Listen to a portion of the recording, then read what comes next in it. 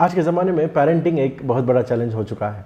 एक सर्वे देख रहा था मैं, जहाँ पर मुझे एक शॉकिंग रेवलेशन मिला कि लोग जो वेस्टर्न कंट्रीज़ में होते हैं, I don't want to name the specific countries, बच्चे जो होते हैं specially those who are of age 10 to 19 adolescents और टीन एज के जो ग्रुप में होते हैं बच्चे, वो लोग अपने पेरेंट्स के साथ फुलफिलिंग रिलेशनशिप और क्वालिटी टाइम स्पेंड नहीं कर पा रहे हैं। इसलिए पता है आप लोगों को वो क्या कर रहे हैं? वो जाकर ऑनलाइन में वर्चुअल पेरेंट ढूंढ रहे हैं जो उनको सपोर्ट करेंगे, जो उनकी बातें सुनेंगे और जो उनको सही तरीके से गाइड करेंगे। और आपको पता है ये वर्चुअल पेरेंट जो ऑनलाइन में हैं वो कौन है? They are robots. चैटबॉट है जो बच्चे को गाइड करता है कि उसे नेक्स्ट स्टेप क्या करना चाहिए। फॉर एग्जाम्पल, मेरा नाम अहमद है और मैं जाकर बोलता हूँ कि I am not feeling well today, तो उसका रिस्पांस आता है, oh Ahmed, I feel sad for you that you are not feeling well, but don't worry, I will give you some suggestions that can help you to boost your mood and help you come out of your loneliness. Listen to this music, play this game, eat this food, go to that restaurant. तो ये जब वो guidance उनको chatbot से मिलेगा, robo से मिलेगा, तो वो कहाँ जाएंगे बच्चे हमारे? तो इसीलिए आपके पेरेंटिंग को बेहतर बनाने के लिए मैं आपके सामने 6 टिप्स रखूंगा that can help you out in order to become an amazing parent and you will be the hero for your children. The first point is stay connected and engage. हमारे बच्चों को ये लगना चाहिए कि जो भी हो मेरे पेरेंट मेरे साथ, मेरे बैकअप में है।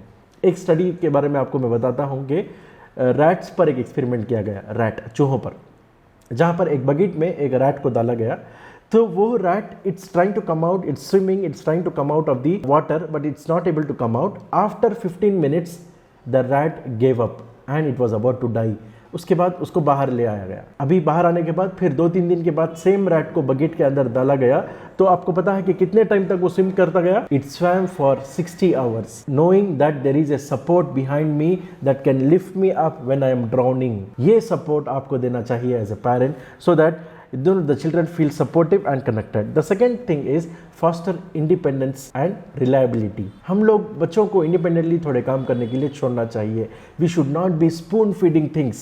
क्या अगर मेरा बच्चा है, मेरा बच्ची है, इसका फेवरेट चीज़ ये है, उसका फेवरेट चीज़ वो है कि लाकर हम लोग उनको दे देते हैं और कुछ उनको नापसंद हो, डिसलाइक करते हैं कुछ चीज़ें, even though if it is beneficial for them, तब भी हम लोग उनको एडवाइस करेंगे कि ये आपके सेहत के लिए ज़रूरी है, आपके रूटीन के लिए ज़रूरी है, आपके डेवलपमेंट के लिए ज़रूरी है करके हम लोगों को उनको वो काम करने के लिए बोलना है। Third thing is teach them critical thinking and media literacy. आज के ज़माने में media is accessible to all of us, right? Many of us can access the media. अब हमारे बच्चे जाकर मीडिया में क्या देखते हैं? 8 साल का बच्चा है, 10 साल का बच्चा है, 12 साल की बच्ची है, तो जब वो देख रहे होते हैं तो they get a lot of advertisement, gaming का हो या फिर उनको कुछ ऐसे साइट्स के एडवर्टाइजमेंट्स आते हैं जहां पर सिर्फ अडल्ट्स को जाना होता है, पर बच्चे उसको देखते हैं, क्लिक कर देते हैं फोटो को नोइंगली और अनोइंगली, उसके बाद आकर उसके बारे में डिस्कस करते हैं अपने दोस्तों से, तो ये खराब कल्चर क्रिएट करेगा। इसीलिए media literacy is really important. You need to tell them what are the things is good for your mind, good for you as a person, और उस हिसाब से आप हम लोग को आगे लेकर जाएंगे। The fourth thing is embracing diversity. हम हमारे बच्चों को ये सिखाना है कि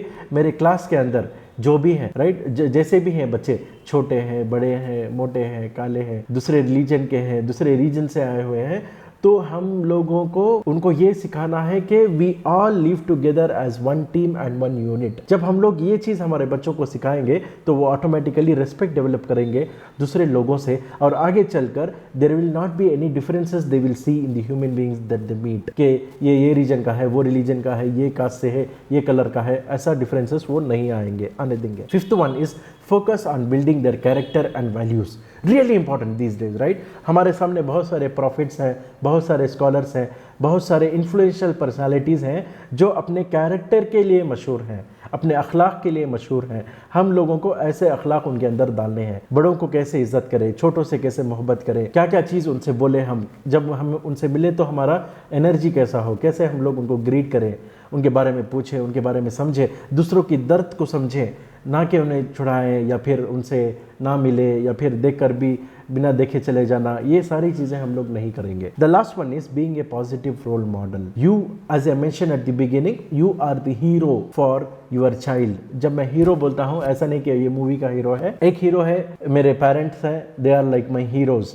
They have taught me how to live life, how to lead life with their commitment, with their dedication, with the sacrifices, with the adjustments, with the flexibility that they have done.